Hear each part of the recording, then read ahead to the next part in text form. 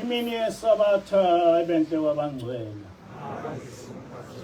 Sizovula ngesihlabelelo 85. Inkosi kusekuphamela.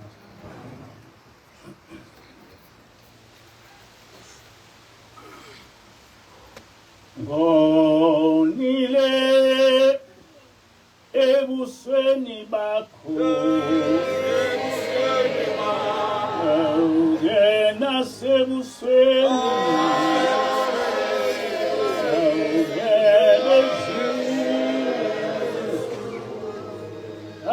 ngonile ebusweni bakho ungena sebusweni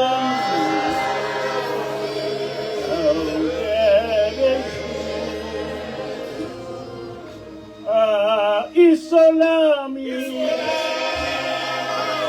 ingonisile ngayephula imithetho Isolami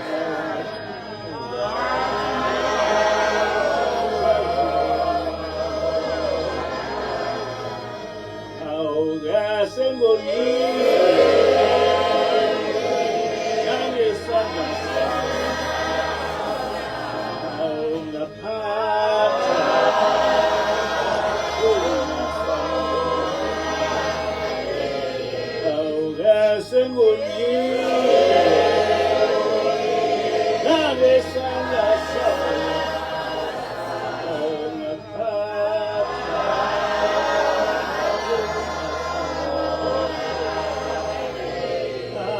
Semonile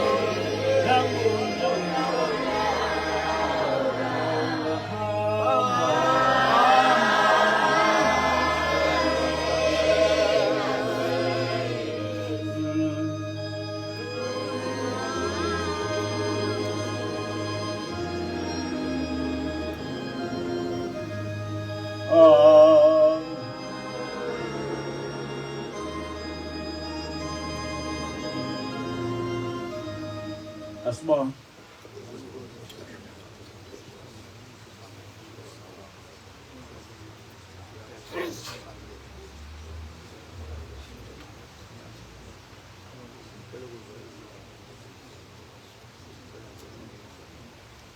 Amen.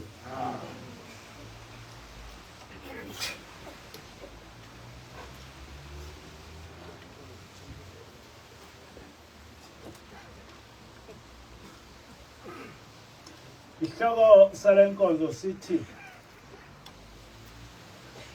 singalandisi futhi singalinciphisi izwi laNkulunkulu. Singalandisi futhi singalinciphisi izwi laNkulunkulu. Lesi sihlabelelo esikade sihlabelela saqanjwa ngumprofeti Isaiah Shembe kuthola kube kuwo. Amen. Sikhuluma ngesono ukuthi isono sisenza nangezitho zomzimba wethu. Kodwa okwamanje angizukukhuluma ngalesi sihlabelelo. Ngizokhuluma ngesimo senkolo yethu okuyinkolo kaJehova. Lokhu kubalekile ngoba kusukela kulonyaka ka2025 sekuyisikhathi sokwahlulelwa. Isikhathi esizoba nzima kakhulu empilweni yethu. Abangazukufa kodwa bazohlupheka kakhulu. Isimo senkolo yethu siyefana nesimo sombusazwe kubantu abamnyama. Ngiyengazi ukuthi umuntu omnyama ofundile nohlakaniphile uba lilungu kanjani le-DA ngoba noma ngingasiye usopolitiki kodwa ngiyawazi umlando wethu. Ngiyazi ukuthi kuze kube manje i-DA njengenhlangano yezombusazwe yabamhlophe isukaphi nokuhlukumeza umuntu omnyama. Ngakho ke angazi ukuthi ungayijoyina kanjani inhlangano eyisitha sesizwe sakithi. Umuntu omnyama ofundile uyaye ethi uma eba lilunga le-DA athi wenzani. Ngiyabona kumuntu ojoyina iqembu ngoba efuna isikhundla. Ngoba abanye abantu bakhohlwa yikho konke uma nje bezothola isikhundla noma imali.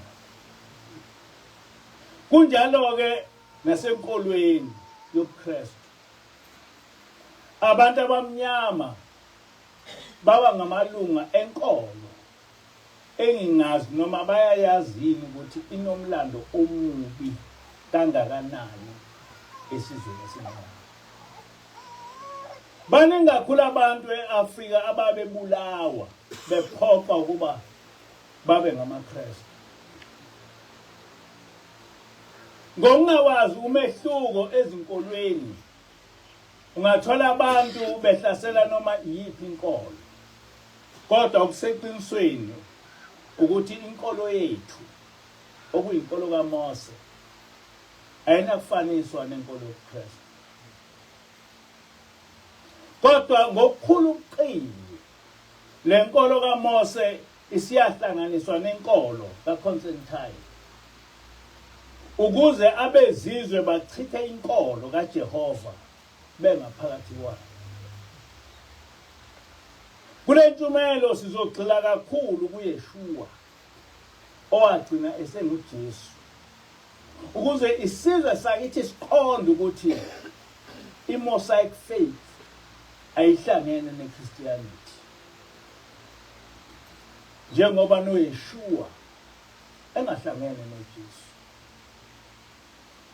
Enkolweni yobuKristu kunemfundiso ethi nguJesu kuphela owafa wabuye wavuka wabe esephufukela ezulwini. Le mfundiso ke ithi akakho umuntu walapha emhlabeni owaba sezulwini ngaphambi kaJesu. Kodwa ngaphambi kwaJesu kunabaprofeti abathathu abavele basuka emhlabeni bese sidungeni zabo baya ezulwini. Oqala nguEnoki.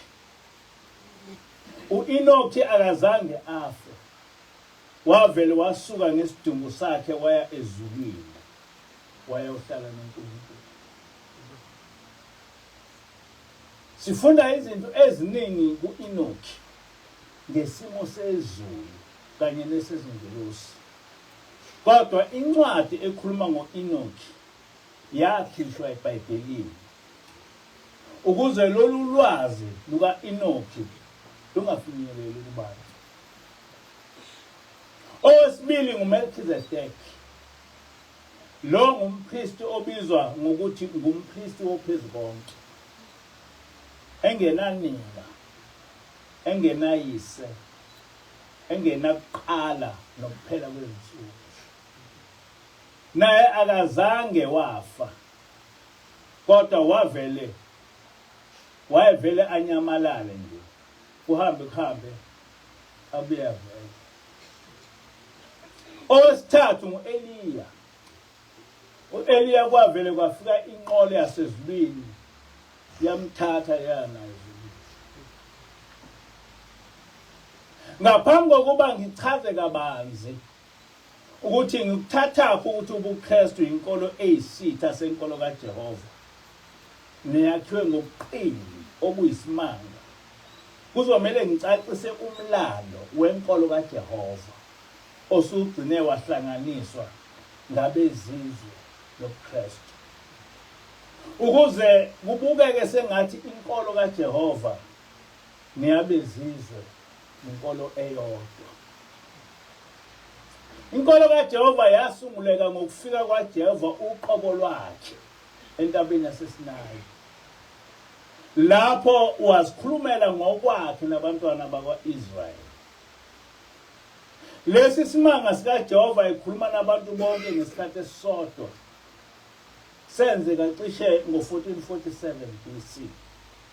Abantwana bakwaIsrayeli besendleleni beya eKhenani beholwa nguMose. Abantwana bakwaIsrayeli babuswa inqubo yokukholwa abakwemukela kuJehova okubizwa ngokuthi itheocracy. Le nkolo kaJehova yehlukile kwezinye izinkolo ngoba inkolo enoNkulunkulu oyedwa. Ngakho-ke inkolo enjalo ibizwa ngokuthi i-monotheistic faith. Emva kokubusa kwenkosi uSolomoni, umbuso wakwaIsrayeli wahlakazeka wagcina usuyimibuso emibili, okungumbuso waka-Israyeli nombuso wakwaJuda. Kodwa umbuso waka-Israyeli washeshe wanqotshwa ngabezizwe waphela, ngoba wawusumhlubukile uJehova. Umbuso wakwaJuda waqhubeka kwaze kwaba ngo-70 AD, lapho khona owanqotshwa isizwe samaRoma.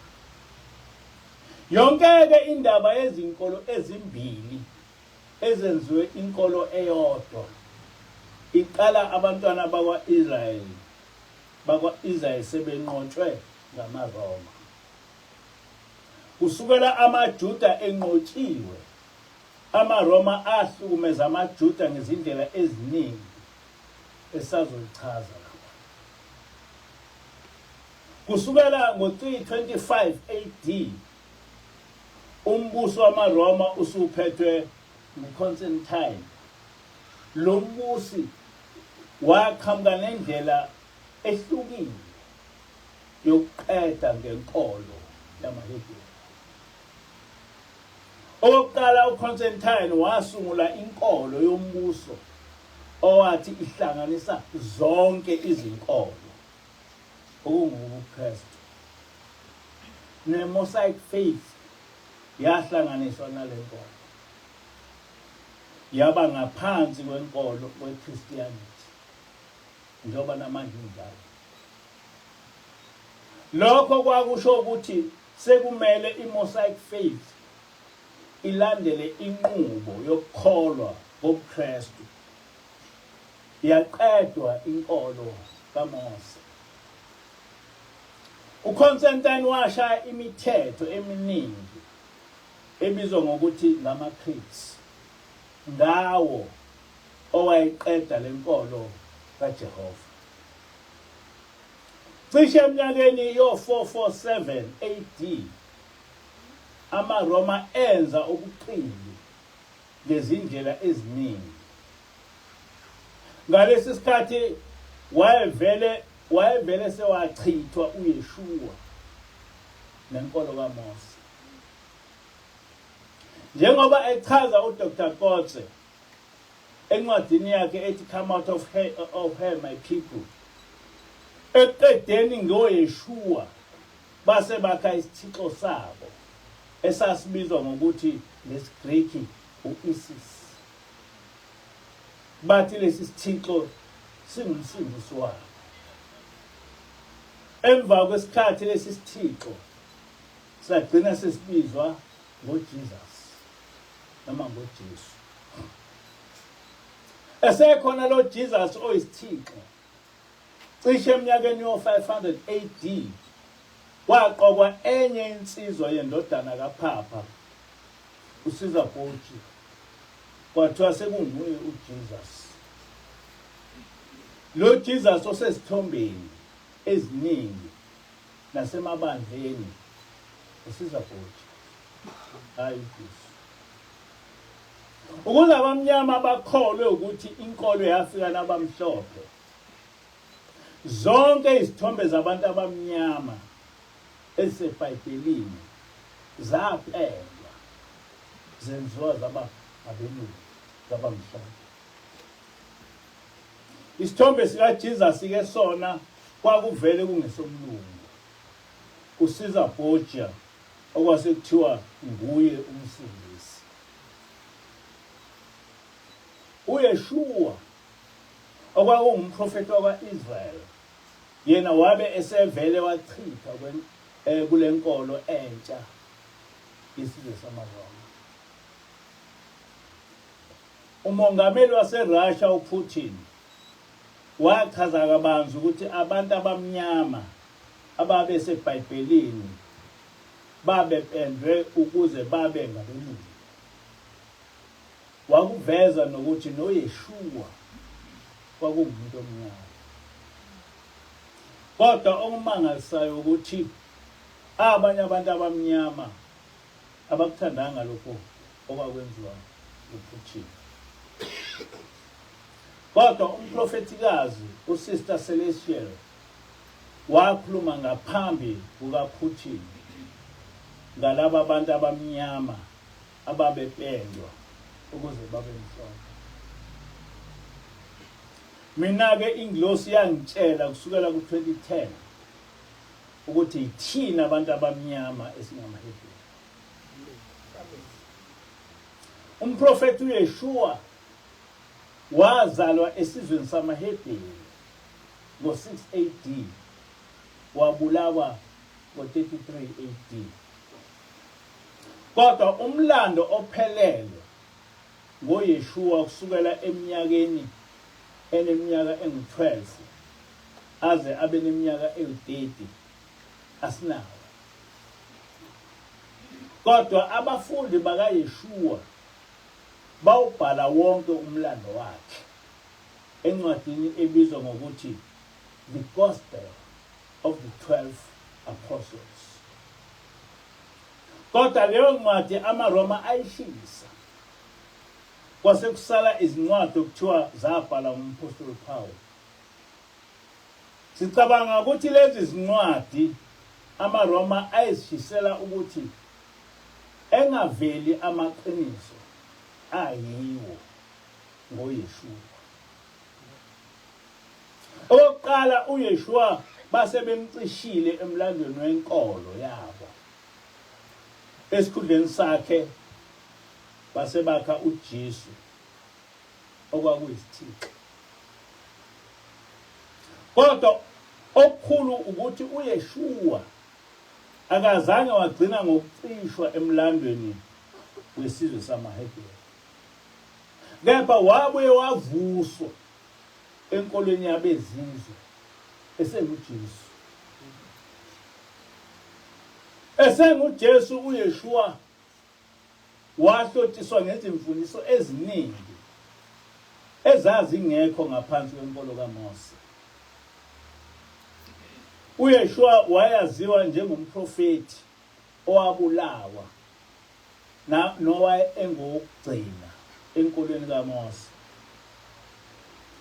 Izimangaliso owayezenza zazingazedluli ezabanye abaprofeti abamendelelayo, ngoba bonke abaprofeti babe nezimangaliso ezahlukahlukahlukene. Kodwa esenguJesu amaRoma aqhamuka nezinto eziningi ezazakhiwa yibo ngaye ukuze abe nguNkulunkulu esikhundleni soNkulunkulu wamaHebheru okunguJehova. Njengoba namanje amanye amaKristu athi uJesu unguNkulunkulu, bamlinganisa noJehova.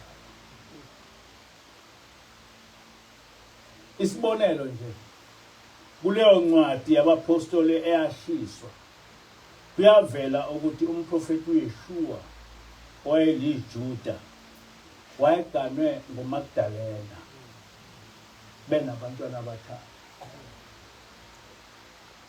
Ngenxa yokuthi uJesu enkolweni yobuKristu kwakumele evele enguNkulunkulu, kwangafanele iveze le ncwadi ebonisa ukuthi izinto ezishiwo ngoJesu Kristu azikaze zibe khona.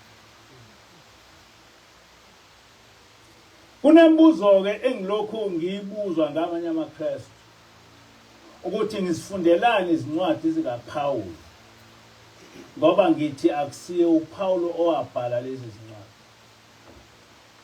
Emva kokuba amaRoma ewanqobile amaJuda, bathatha yonke imiqulu yamaHebheru yaba ngakubo.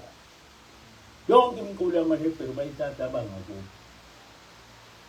Eminingi bayishisa, abangayishisanga bayihumusha ngokuyihlanekeza.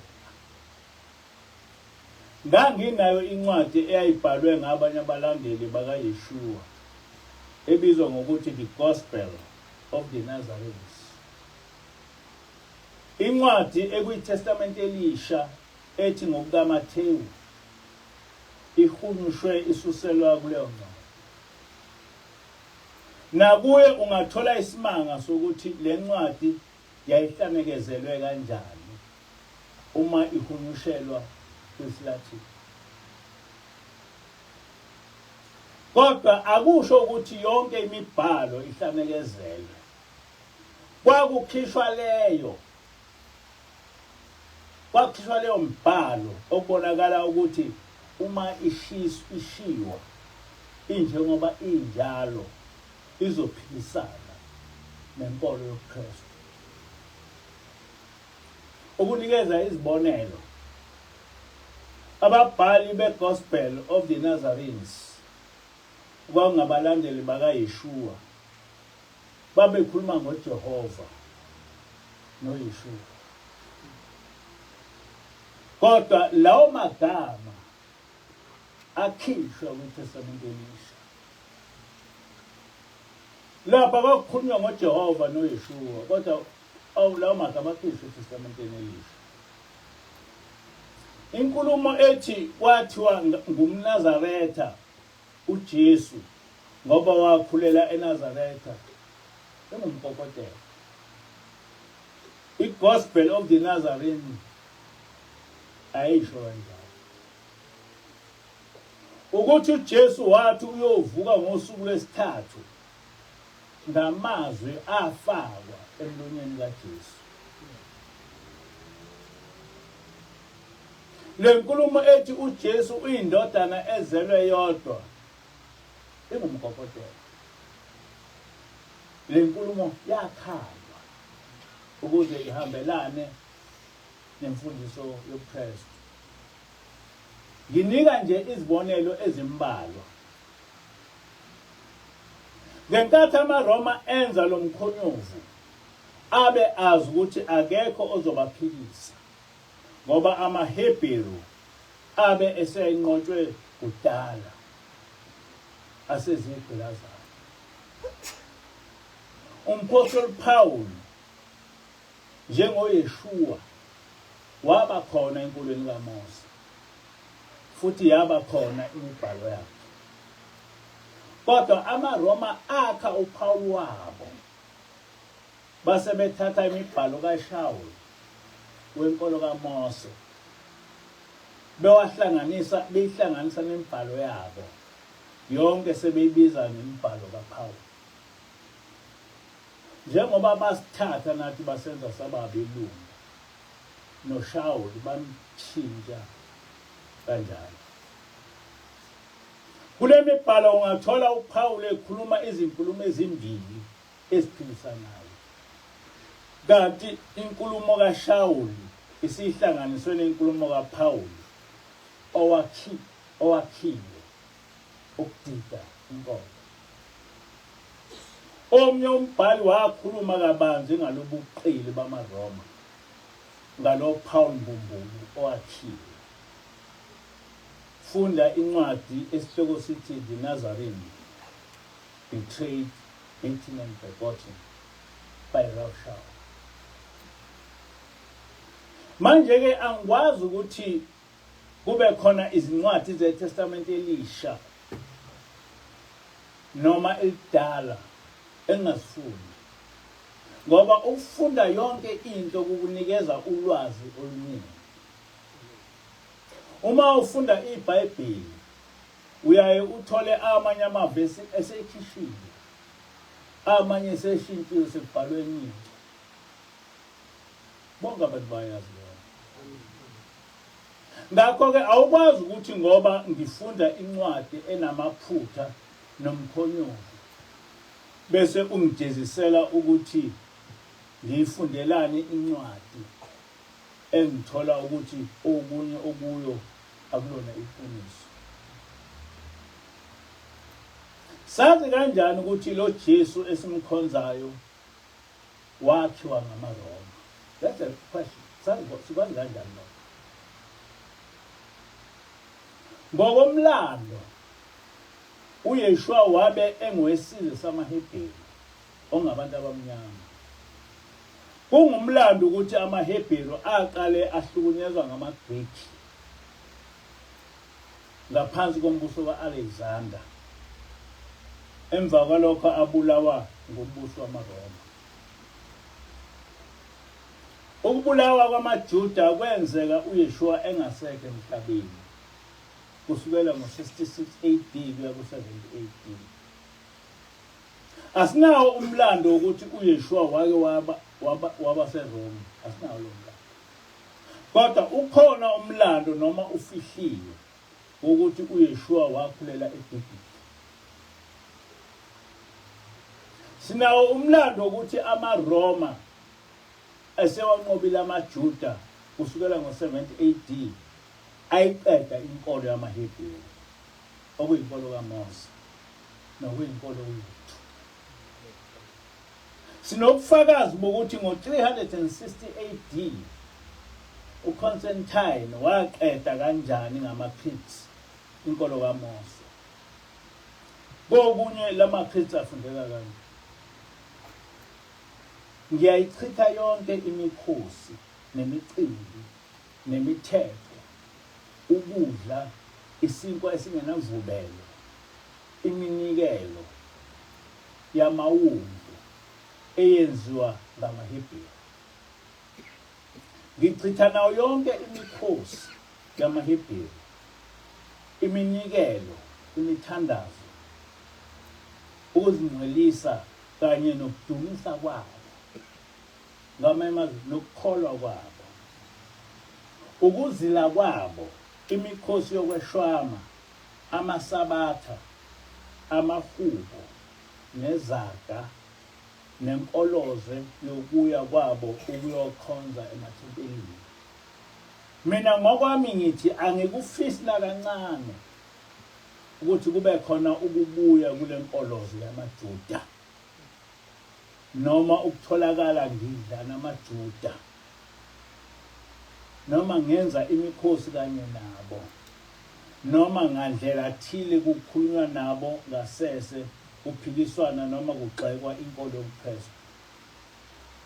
Kunalokho uma kukhona ukukhuluma nabo kufanele kube ukuthi bayatshelwa ngokusobala ukuthi bashiye lo msangano wabo wenkolo yamaJuda okuyinkolo kaJehova. Amen. Sinobufakazi obubhalwe yiwo amaRoma. Hayi ukuthi lento ithola ey'ncwadini zamaRoma. Lobu ubufakazi obuqanda ikhanda bokuthi inkolo kaMose yachithwa ngamaRoma ngo-360 AD. Ufakazi lo. Njengoba sesazi ukuthi amaHebheru ngokhokho bethu, singayemukela kanjani inkolo eyachitha inkolo yokhokho bethu bese samukela imfundiso ephikisa ekaMose sithi asaphili ngaphansi komthetho kaNkulunkulu wethu? Lokho kungukumbuka okuyisimangaliso. LamaCrete awubufakazi njengoba uDr. Kotze esho ukuthi abezizwe bamchitha uYeshua owabe eliJuda basebezakhela uJesu wabo. Ngabe wena-ke ulandela uYeshua ongumprofeti kaJehova noma uJesu owakhiwa isizwe samaRoma esiyisitha sikaJehova? Iqiniso elicacile lithi isizwe simnyama simlahlile uYeshua salandela uJesu osenkolweni yamaRoma nowakhiwe ngabezizwe. Yikho nje silandela amasiko amaRoma sichitha umthetho kaJehova. ICrete kaConstantine ongumsunguli wobuKristu ikubeka ngokusobala ukuthi uma ungumKristu kumele ulandele amasiko amaRoma ayisivumo senkolo kaConstantine esithi ngiyawamukela onke amasiko, imicimbi, imithetho, imikhosi yamaRoma iminikelo, imithandazo, ukuzihlanza namanzi, ukungcweliswa umpristi omkhulu wamaRoma uPontifex Maximus. Ngamukela nomkhosi wesabatha likaNkulunkulu oyilanga, Sol Day noma Sunday. Ngalokho usuku lwangesonto olokukhonza uJesu inkosi, njengoba bekade lwaziwa ngokuthi usuku lwenkosi uBhali. Uma uBhali ekhonzwa ngalolu suku ngoba eyinkosi, kanjalo noJesu ukhonzwa ngalolu suku ngoba naye eyinkosi. Quite interesting. Quite interesting. Angikholwa ukuthi amaKristu ayithanda le. Kodwa ibhalwe phansi futhi yabhalwa yiwo amaKristu. AmaRoma. Kwamukeleka nayo yonke imigubho yamaKristu kanye nokudla neziphuzo zesizwe samaRoma.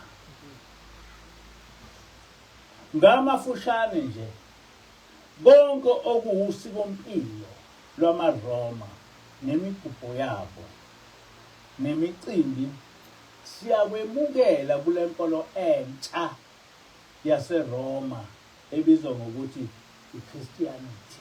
Amen. iChristianity inkolo yamaRoma. Kusho bona le creed ikubeke kwacaca ukuthi uma ungumKristu ulandela inkolo yamaRoma namasiko awo, kodwa le nkolo eyichithayo imikhosi kaJehova. Yes, inkolo yamaRoma iyayichitha imikhosi kaJehova yonke.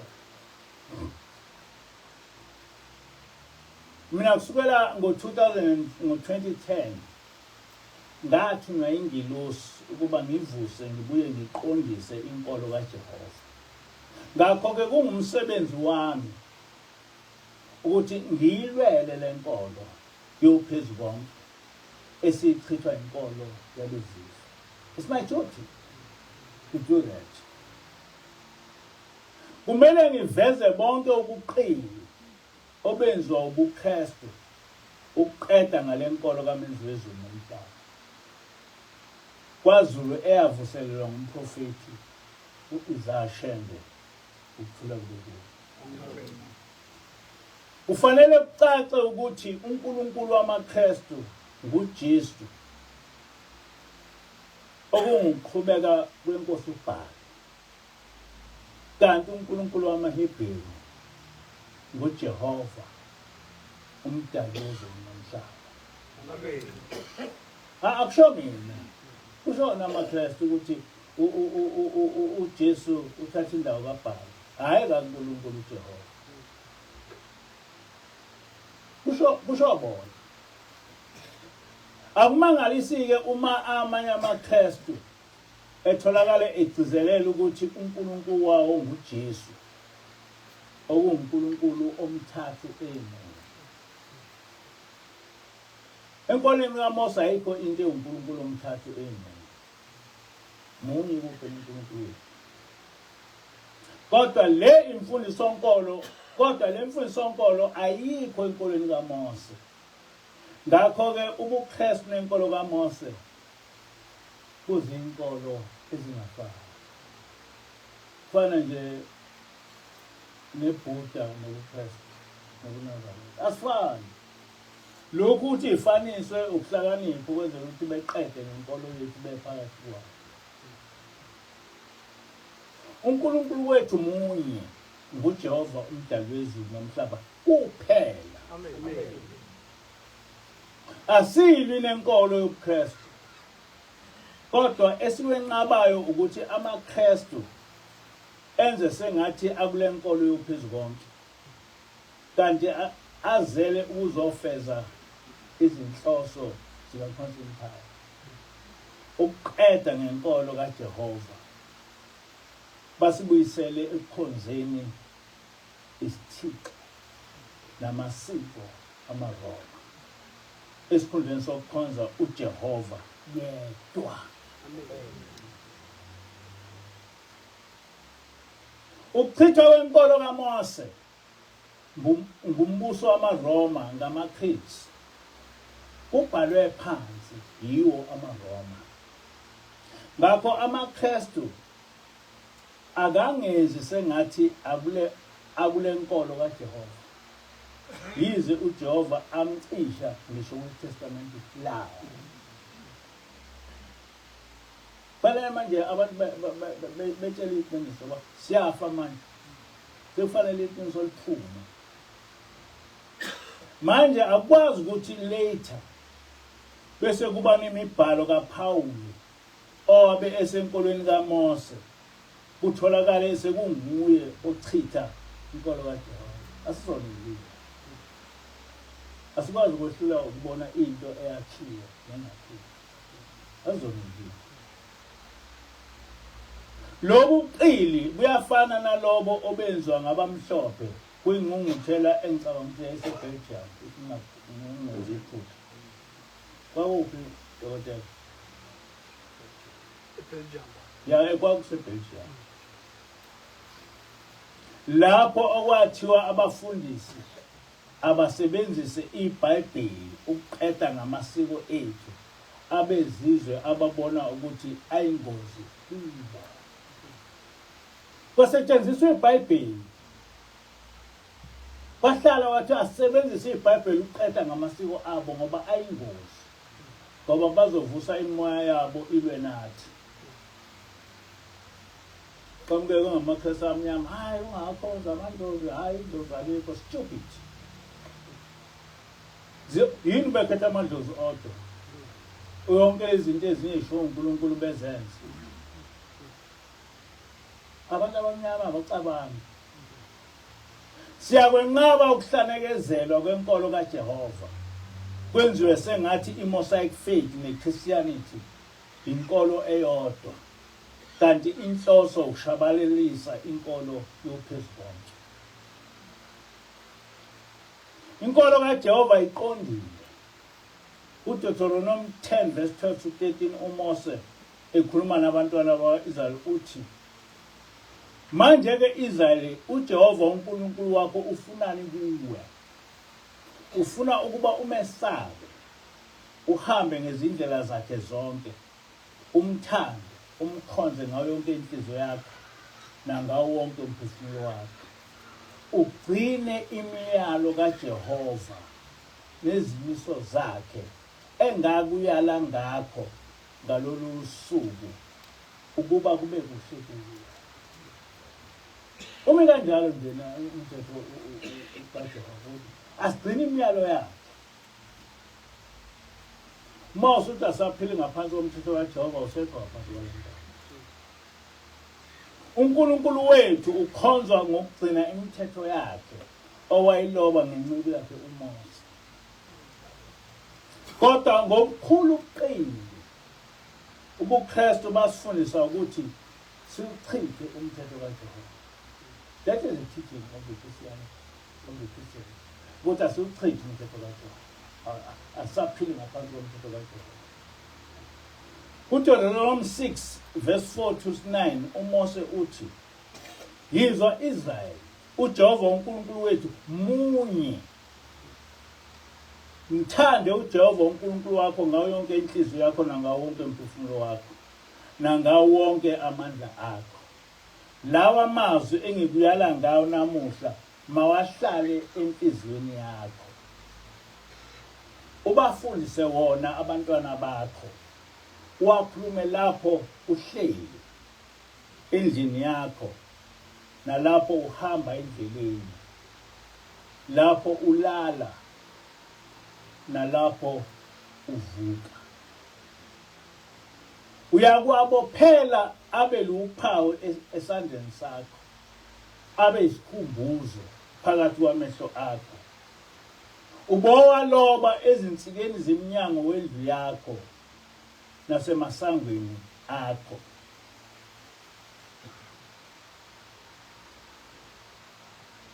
NoYeshua kuMark 12 verse 29 to 31 uthi, yizwa Israyeli, inkosi uNkulunkulu wakho yinye. Woyithanda inkosi uNkulunkulu wakho ngayo yonke inhliziyo yakho, nangawo wonke umphefumulo wakho, nangayo yonke ingqondo yakho, nangawo wonke amandla akho. Owesibili uthi, womthanda umakhelwane wakho njengalokhu uzithanda wena. Awukho omunye umyalo omkhulu kunalowo. Lapha-ke sekukhuluma uYeshua. Othi yizwa Israyeli, na usakhuluma ngo-Israyeli. Kodwa-ke esikhundleni sokuthi kuthiwa uJehova ngoba iTestament elisha sekuthiwa inkosi.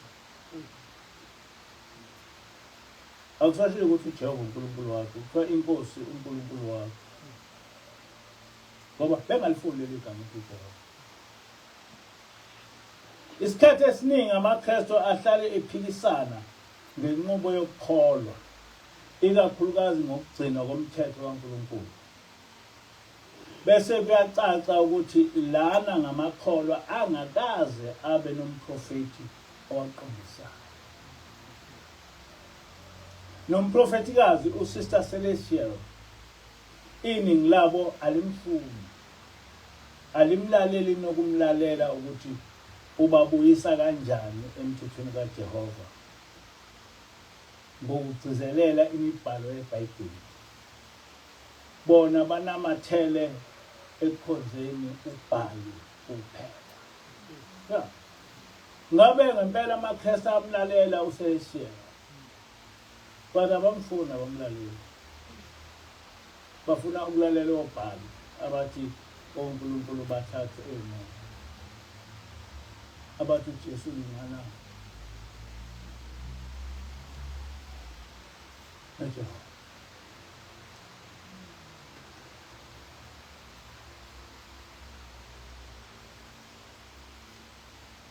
Kodwa thina amaNazaretha asinankinga, ngoba ubaba mkhulu wayicacisa yonke inqubo yokukholwa kuJehova. Noma nakithi sekuneningi lamaNazaretha akwaShembe asemhlukile. Iqiniso bamhlukile uJehova. AmaNazaretha akwaShembe especially asekuhleni amhlukile uJehova. Awukwazi ukuthi ungathi because uJehova uhlale nezangoma, uhlale nongqangile wenze yonke izinto. Abakho aphansi kwaJehova. Lokho kufanele betshele isizwe. Njengoba ngingatshela amaKristu nje, namaNazaretha kufanele ngiwatshele ukuthi angikho aphansi kwaJehova. Yize niyibiza ukuthi ngingamaNazaretha, kodwa angikho aphansi kwaJehova. Angiceli ngiyamtshela. AmaKristu angiphika ukuthi lento engikhulumayo iyiqiniso, abakuphika lokho abeze phambi kwami bengangithuki bengitshele ukuthi no, lokhu kuyiphutha ngalokhu ngalo. NamaNazaretha angiphikisayo akangitshele ukuthi angaphansi kwaJehova kanjani. Siyambona nje noPresident Trump wase-America eseqhuba ubandlululo, kodwa isikhathi sakhe sesiphelile. Thina kulesi sikhathi sibheke ukuthi uJehova uzosivikela kanjani uTrump. Amen. uTrump yinto esingenandaba nayo, ngoba izokufa khona. NeMelika noma ingakaboni, kodwa isikhathi sayo sesiphelile. Emhlabeni sekuzobuswa uJehova kuphela. Amen. Amen. Lesi isikhathi sokukhululwa komuntu omnyama. Amen. Kuyisho nokho ukuthi nalapha eSouth Africa sisenosopolitiki nosozindaba asebethengiswe ngobuzwe bethu eAmerica, beguguzela ukuthi isizwe sethu sikhiphe izisu, kwandiswe ongqingili nokudayiswa komzimba. Lokhu kwenziwa esizweni sikaJehova. Kodwa manje isikhathi senu mina nenza lokho siphelile. Shame on you. inkosi busele khona kuhleli. Amen.